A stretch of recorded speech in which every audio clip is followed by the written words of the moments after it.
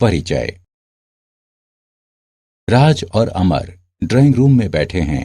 राज अपनी मनपसंद पुस्तक पढ़ रहा है तथा अमर कोई कार्य कर रहा है। अमर, मैं तुमसे कुछ पूछना चाहता हूं। आखिर ये कैलकुलेटर कैसे कार्य करता है? ये सभी उत्तर सही सही कैसे दे देता है? हाँ राज, मैं तुम्हें बताता हूं।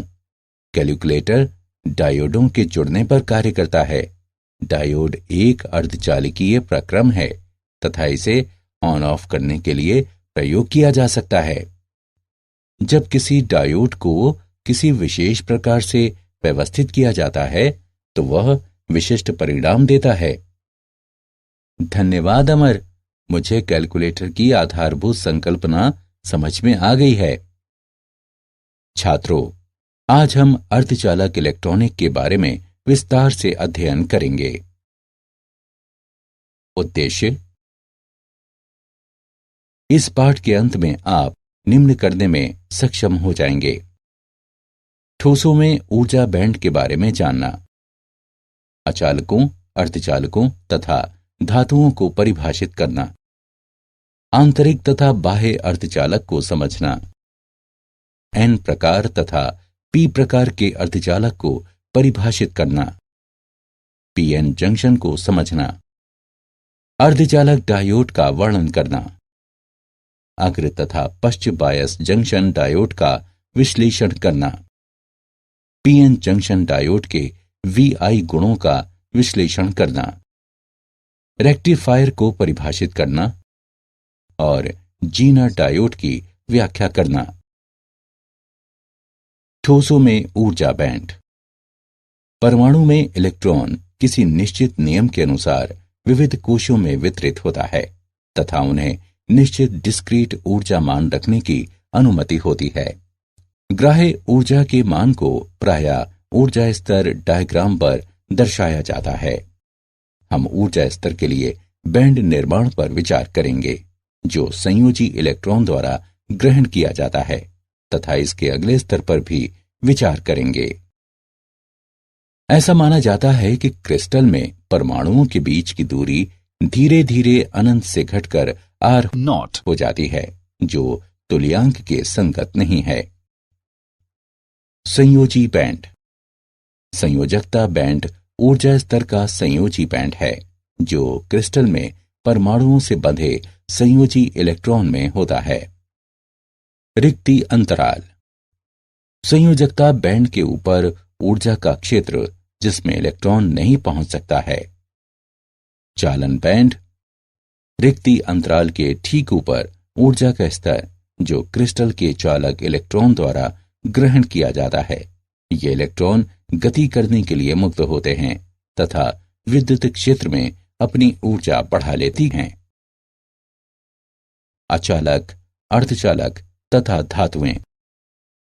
ठोसों के बैंड सिद्धांत के आधार पर ठोसों को अचालक, अर्धचालक तथा धातुओं के रूप में वर्गीकृत किया जाता है।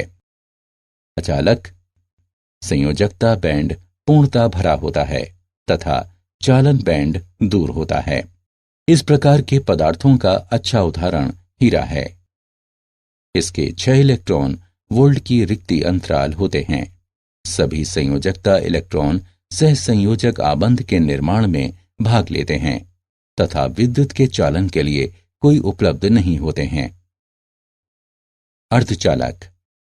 संयोजकता बैंड पूर्णतः भरे होते हैं तथा चालन बैंड इसके निकट होते हैं। इस प्रकार के पदार्थ का उदाहरण है सिलिकॉन। इसके 1.1 इलेक्ट्रॉन वोल्ट के रिक्ति अंतराल होते हैं। परम ताप पर यह अचालक की तरह कार्य करता है किंतु कमरे के ताप पर इलेक्ट्रॉन का एक छोटा भाग परमाणु के तापीय परिवर्तन से काफी ऊर्जा प्राप्त करता है ताकि वो चालन बैंड में गति कर सके। ताप के बढ़ने के साथ अर्धचालकों की चालकता बढ़ती है। धातुएं। संयोजकता बैंड अंशतः भरे होते हैं। ये संयोजकता तथा चालन बैंड का एक दूसरे के ऊपर अतिव्यापन होता है। इस प्रकार के पदार्थ का उदाहरण सोडियम है। जब सोडियम क्रिस्टल से होकर विद्युत क्षेत्र पर आरोपित किया जाता है तो संयोजकता बैंड में स्थित इलेक्ट्रॉन उच्चतर ऊर्जा स्तर में उपस्थित इलेक्ट्रॉन की तरह ऊर्जा की छोटी मात्रा ग्रहण करते हैं। इस प्रकार के पदार्थ विद्युत के सुचालक होते हैं। सुचालक में अंशतः भरे हुए संयोजकता बैंड भी चालन बैंड होते हैं।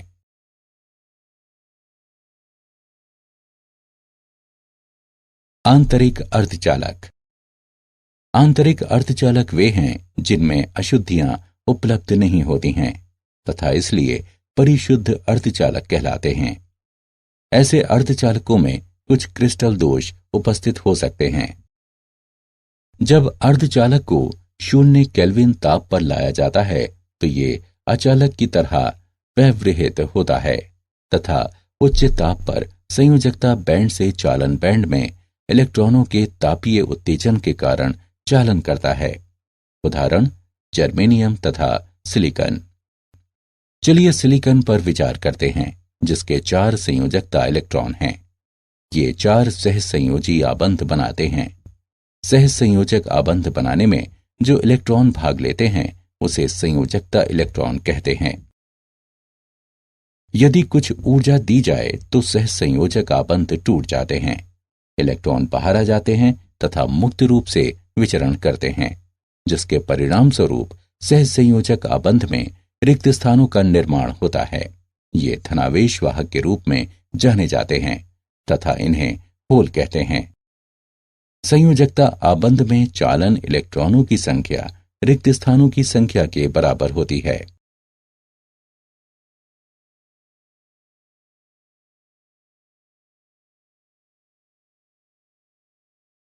बाह्य अर्धचालक।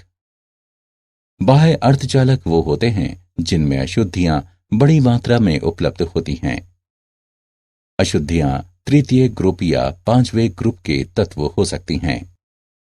बाह्य अर्धचालकों में उपस्थित अशुद्धियों के आधार पर उन्हें 2 प्रकारों में विभाजित किया जाता है। एन प्रकार के अर्धचालक। जब किसी शुद्ध अर्धचालक क्रिस्टल में पेंटा संयोजी अशुद्धि को मिलाया जाता है तो ऐसे क्रिस्टल को एन प्रकार के अर्धचालक कहते हैं। पी प्रकार के अर्धचालक। जब किसी अर्धचालक क्रिस्टल में तृतीय ग्रुप के तत्व को मिलाया जाता है तो ऐसे क्रिस्टल को पी प्रकार के अर्धचालक कहते हैं।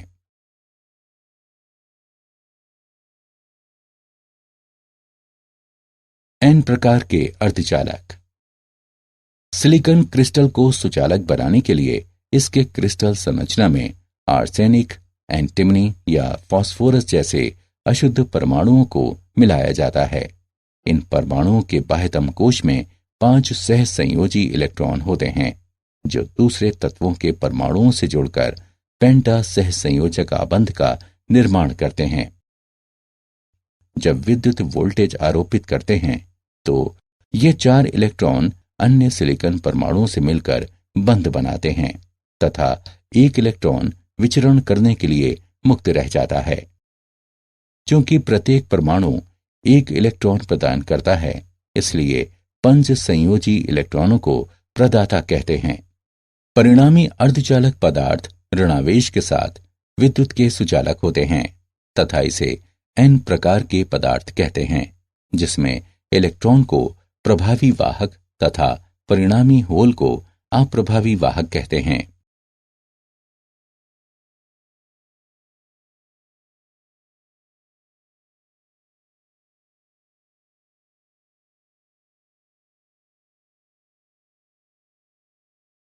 पी प्रकार के अर्धचालक। पी प्रकार के अर्धचालक में हम त्रिसंयोजी अशुद्धि को डालते हैं जैसे कि एल्यूमिनियम, बोरॉन अथवा इंडियम।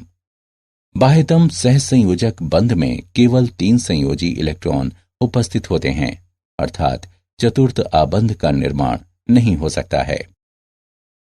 ये अर्धचालक पदार्थ को प्रचुर आवेश वाहक प्रदान करता है जो क्रिस्टल की संरचना में होल कहलाता है। क्योंकि प्रत्येक अशुद्ध परमाणु होल का निर्माण करता है, त्रिसंयोजी अशुद्धि प्रायः ग्राहक के रूप में प्रसिद्ध है। चालन में मुख्यतः धन आवेश वाहक होते हैं जिससे पी प्रकार के पदार्थ बनते हैं, तथा धन होल को मुख्य वाहक कहते हैं, जबकि मुक्त इलेक्ट्रॉन को निम्न वाहक कहते हैं।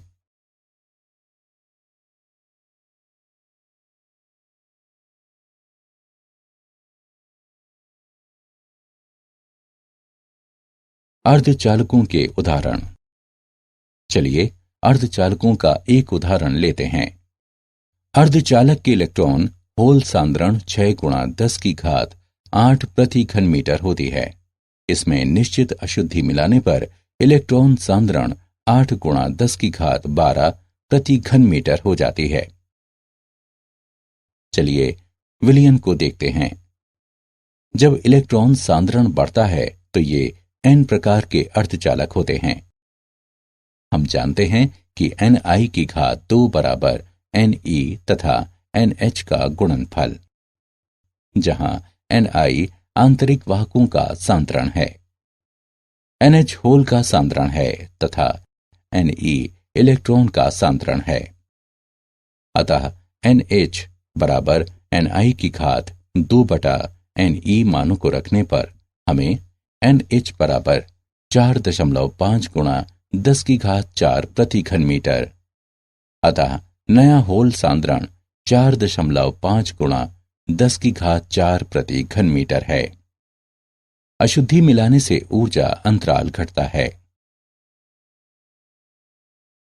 PN junction. यदि डोनर अशुद्धियों को एक तरफ से लाया जाए तथा ग्राहक अशुद्धियों को अर्धचालक पदार्थ के शुद्ध क्रिस्टल की दूसरी ओर से लाया जाए तो पीएन जंक्शन का निर्माण होता है। डोनर आयन को घन आवेश चिन्ह से इंगित किया जाता है। इसके बाद अशुद्ध परमाणु इलेक्ट्रॉन प्रदान करता है। ये धन आवेश बन जाता है। धारक आयन को ऋण चिन्ह से प्रदर्शित किया जाता है। इस परमाणु द्वारा इलेक्ट्रॉन ग्रहण करने के बाद ये ऋण आवेशित बन जाता है। आरंभ में पी प्रकार के पदार्थों में प्रचुर मात्रा में होल होते हैं तथा एन प्रकार के पदार्थों में प्रचुर इलेक्ट्रॉन होते हैं। पी क्षेत्र में होल जंक्शन की दाईं ओर विसरित हो जाते हैं तथा एन क्षेत्र में इलेक्ट्रॉन जंक्शन की बाईं ओर विसरित हो जाते हैं तथा पी क्षेत्र में होल से जुड़ जाते हैं। प्रत्येक ऐसे विसरण संयुग्मन घटना के लिए जंक्शन की बाईं ओर ऋण आवेश को प्राप्त करते हैं तथा दाईं ओर धन आवेश प्राप्त करते हैं, जिसके परिणाम स्वरूप जंक्शन के आर पार एक विद्युत क्षेत्र उत्पन्न होता है। क्योंकि जंक्शन के क्षेत्र में चालक आवेश कम होते हैं, इसे रिक्ति क्षेत्र अथवा अंतरिक्ष आवेश क्षेत्र कहते हैं। इलेक्ट्रॉनों को एन क्षेत्र से पी क्षेत्र में विचलित करने के लिए इलेक्ट्रॉन को eV0 ऊर्जा की ऊंचाई को प्राप्त करना आवश्यक है। होल को भी पी क्षेत्र से एन क्षेत्र की ओर विचलित होने के लिए समान ऊंचाई की ऊर्जा प्राप्त करना आवश्यक है। अर्धचालक डायोड। अर्धचालक डायोड किसी बाह्य वोल्टेज के अनुप्रयोग के लिए सिरों पर धातु से संपर्कित पीएन जंक्शन है। ये 2 सिरों वाला प्रक्रम है। सिरे पर तीर का निशान प्रक्रम के पी प्रकार के टर्मिनल के संगत होता है तथा आसान धारा प्रवाह की दिशा को इंगित करता है। यह धारा को एक ही दिशा में प्रवाहित करने के लिए निम्न प्रतिरोध युक्त 2 टर्मिनल वाला विद्युत यंत्र है तथा दूसरी दिशा में प्रतिरोध उच्च होता है। किसी डायोड का सबसे सामान्य कार्य है कि वो विद्युत धारा को अग्र दिशा में प्रवाहित होने देता है, जबकि पश्चिम दिशा में अवरोध करता है। अग्रदिशिक बायस जंक्शन डायोड। जब किसी डायोड को अग्रदिशिक बायस अवस्था में जोड़ते हैं तो एन प्रकार के पदार्थ में एक ऋण वोल्टेज आरोपित होता है तथा पी प्रकार के पदार्थों में धनात्मक वोल्टेज आरोपित होता है। यदि ये बाह्य वोल्टेज अवरोधक से अधिक होता है तो पश्च अवरोधक पर नियंत्रण हो जाता है तथा धारा प्रवाहित होने लगती है। अग्र बायस अवस्था पीएन जंक्शन से होकर निम्न प्रतिरोध पथ को प्रदर्शित करती है, जो बायस वोल्टेज में केवल लघु वृद्धि के साथ डायोड से होकर बहुत उच्च विद्युत धारा को प्रवाहित होने देती है। रिक्ति स्तर के कार्य द्वारा जंक्शन अथवा डायोड से होकर वास्तविक अवरोध अंतर को अचर रखा जाता है। ऋण वोल्टेज इलेक्ट्रॉन को जंक्शन की ओर अग्रसर करता है या वहां से विकर्षित करता है तथा उन्हें अतिव्यापन के लिए ऊर्जा देता है तथा धन वोल्टेज द्वारा जंक्शन की विपरीत दिशा में आ रहे होल से जोड़ता है। जंक्शन डायोड पर अग्रदिशिक बायस वोल्टेज के अनुप्रयोग से रिक्ति स्तर बहुत पतला तथा संकीर्ण हो जाता है, जो जंक्शन से होकर निम्न अवरोध को प्रदर्शित करता है। इस प्रकार उच्च विद्युत धारा को प्रवाहित होने देता है। वो बिंदु जिस पर धारा में अचानक वृद्धि होती है उसे नी बिंदु के रूप में स्थिर IV विशिष्ट वक्र द्वारा दर्शाते हैं।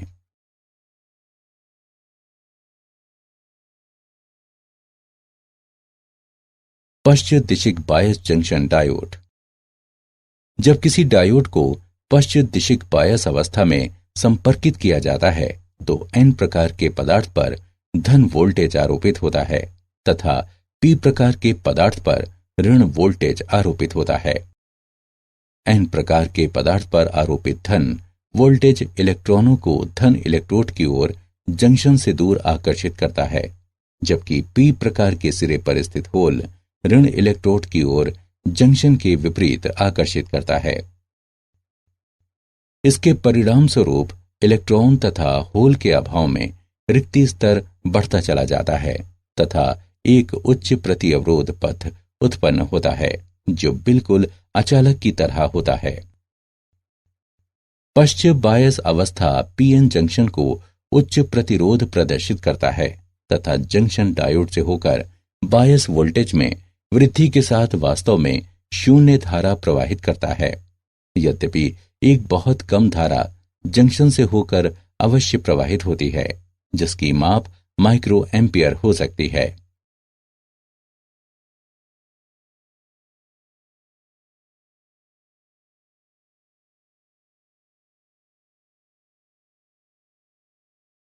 PN जंक्शन डायोड के VI गुण।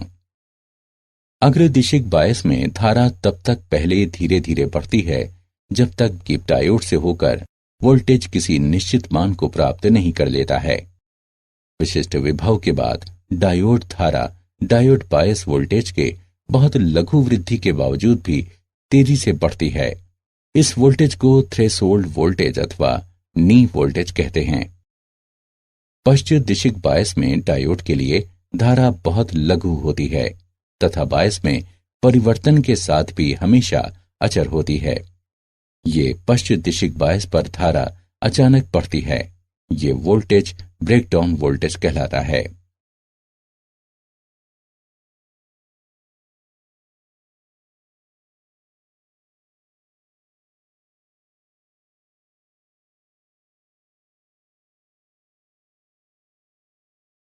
वर्धक। प्रत्यावर्ती धारा को दिष्ट धारा में रूपांतरित करने के प्रक्रम को वर्धन कहते हैं तथा इस रूपांतरण के लिए प्रयुक्त परिपथ वर्धक कहलाता है। क्रिस्टल डायोड वर्धक के रूप में प्रयुक्त होता है। दो प्रकार के वर्धक परिपथ प्रयोग में आते हैं।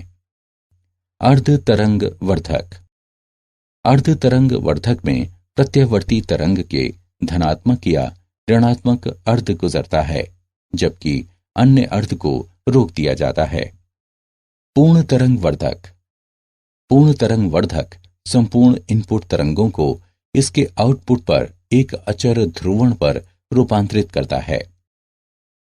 अर्ध तरंग वर्धक। प्रत्यावर्ती धारा संकेत जिसका वर्धन होना है उसको स्टेप डाउन ट्रांसफार्मर के प्राथमिक सिरों P1 तथा P2 से संपर्कित किया जाता है।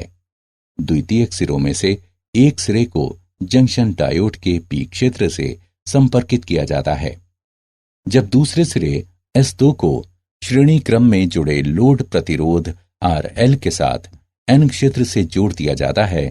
आउटपुट वोल्टेज को लोड प्रतिरोध RL से लिया जाता है।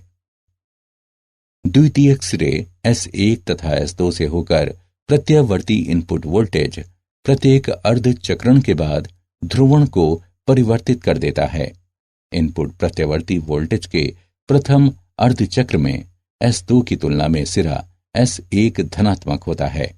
इस अर्ध चक्र के दौरान डायोड अग्रदिशिक बायस होता है तथा इसलिए डायोड धारा को A से B में प्रवाहित करता है। अन्य अर्ध चक्रण के दौरान सिरा S1 सिरा S2 की तुलना में ऋणात्मक होता है। इस अवस्था में डायोड पश्च बायस होता है तथा ये धारा प्रवाहित नहीं करता है। इस प्रकार धन अर्ध चक्र के लिए लोड प्रतिरोध RL से होकर विभवांतर होता है तथा ऋण अर्ध चक्र के दौरान विभवांतर नहीं होता है तथा लोड से होकर आउटपुट पल्सेटिंग दिष्ट धारा होते हैं। पूर्ण तरंग वर्धक। पूर्ण तरंग वर्धन के लिए दो जंक्शन डायोडों का उपयोग होता है। इसमें दो डायोड D1 तथा D2 होते हैं जिसके N सिरे N1 तथा N2 सिरों से एक दूसरे से जुड़े होते हैं। प्रत्यावर्ती धारा संकेतक जिसका वर्धन होना है उसको पावर ट्रांसफार्मर के प्राथमिक सिरे P1 तथा P2 से जोड़ दिया जाता है। डायोड के P क्षेत्रों में P1 तथा P2 को ट्रांसफार्मर के द्वितीय सिरे S1 तथा S2 से संपर्कित कर दिया जाता है। आउटपुट को लोड RL से लिया जाता है। द्वितीयक S1 तथा S2 से होकर AC इनपुट वोल्टेज से प्रत्येक अर्धचक्र के बाद पोलैरिटी बदल लेता है। इनपुट प्रत्यावर्ती सिग्नल के प्रथम अर्धचक्र में टर्मिनल S1 धनात्मक होता है तथा S2 ऋणात्मक होता है। तब डायोड D1 अग्रदिशिक बायस होता है तथा डायोड D2 पश्चिम दिशिक बायस होता है। अतः डायोड D1 से चालन होता है जबकि डायोड D2 से नहीं होता है। डायोड D1 के कारण धारा की दिशा A से B की ओर होती है। दूसरे अर्धचक्र में टर्मिनल S1 ऋणात्मक है तथा S2 धनात्मक है। डायोड D1 पश्चिम दिशिक बायस है तथा डायोड D2 अग्रदिशिक बायस होता है। अतः डायोड D2 में चालन होता है जबकि D1 में चालन नहीं होता है। डायोड D2 के कारण धारा की दिशा A से B की ओर है। अतः इनपुट प्रत्यावर्ती धारा सिग्नल के लिए आउटपुट धारा एक दिशी पल्सज सतत श्रृंखला होती है।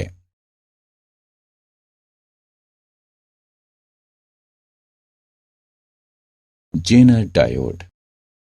जेनर डायोड पश्चिम दिशिक उचित रूप से मिश्रित क्रिस्टल डायोड है जिसमें ब्रेकडाउन वोल्टेज तेज होता है तथा जो ब्रेकडाउन क्षेत्र कार्यान्वित करता है। जब किसी क्रिस्टल डायोड पर पश्चिम दिशिक बायस क्रांतिक मान के पार बढ़ जाता है तो ये ब्रेकडाउन वोल्टेज कहलाता है। पश्चिम धारा एक उच्च मान तक तेजी से बढ़ती है। जेनर वोल्टेज मिश्रण की मात्रा पर निर्भर करता है। कम मिश्रित डायोड में उच्चतर ब्रेकडाउन वोल्टेज होता है। जेनर डायोड के मुख्य गुण हैं। जब इसका अग्र बायस किया जाता है तो इसके गुण सामान्य डायोड की तरह ही होते हैं। जेनर डायोड हमेशा पश्च बायस होता है। जब पश्च बायस होता है तो इसमें से होकर अल्प धारा प्रवाहित होती है।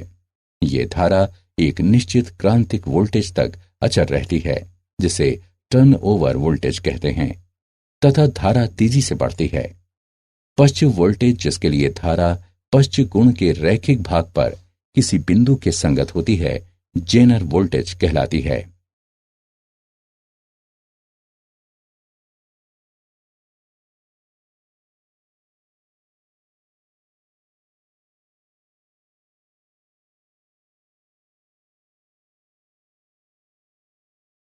क्या आप जानते हैं कुछ पदार्थों को अर्ध अचालक के रूप में वर्गीकृत किया जाता है।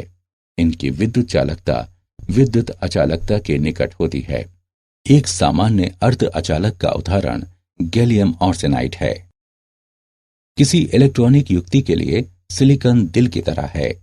आज अधिकांश अर्धचालक चिप्स तथा ट्रांजिस्टर सिलिकॉन से बनाए जाते हैं।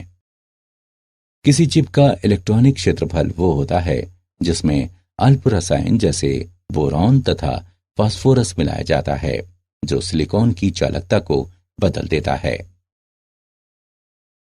सारांश। आइए हमने जो कुछ सीखा है उसे संक्षेप में दोहराएं। अर्धचालक में संयोजकता बैंड पूर्णता भरा होता है तथा चालक बैंड इसके निकट होता है। अर्धचालक पदार्थ की चालकता ताप बढ़ने से बढ़ता है। आंतरिक अर्धचालक वो पदार्थ होते हैं जिनमें मिश्रण नहीं होता है तथा इसे शुद्ध अर्धचालक कहा जाता है। पी प्रकार के अर्धचालकों में हम क्रिस्टल संरचना में त्रिसंयोजक मिश्रण को डालते हैं, जैसे कि एल्यूमिनियम, बोरॉन अथवा इंडियम। यदि दाता मिश्रण शुद्ध क्रिस्टल अर्धचालक पदार्थ के एक तरफ प्रविष्ट होते हैं तथा ग्राही मिश्रण को इसकी दूसरी ओर, तो पीएन जंक्शन का निर्माण होता है। एक अर्धचालक डायोड मूलतः धात्विक संपर्क के साथ पीएन जंक्शन है, जो बाह्य वोल्टेज के अनुप्रयोग के लिए अंतिम सिरों पर जुड़े होते हैं। प्रत्यावर्ती धारा को दिष्ट धारा में बदलने के प्रक्रम को प्रवर्धन कहते हैं तथा इस रूपांतरण के लिए परिपथ को प्रवर्धक कहते हैं। जेना डायोड उचित रूप से मिश्रित एक पश्च बायस डायोड है, जिसमें तेज ब्रेकडाउन वोल्टेज होता है, ब्रेकडाउन क्षेत्र में कार्य करता है।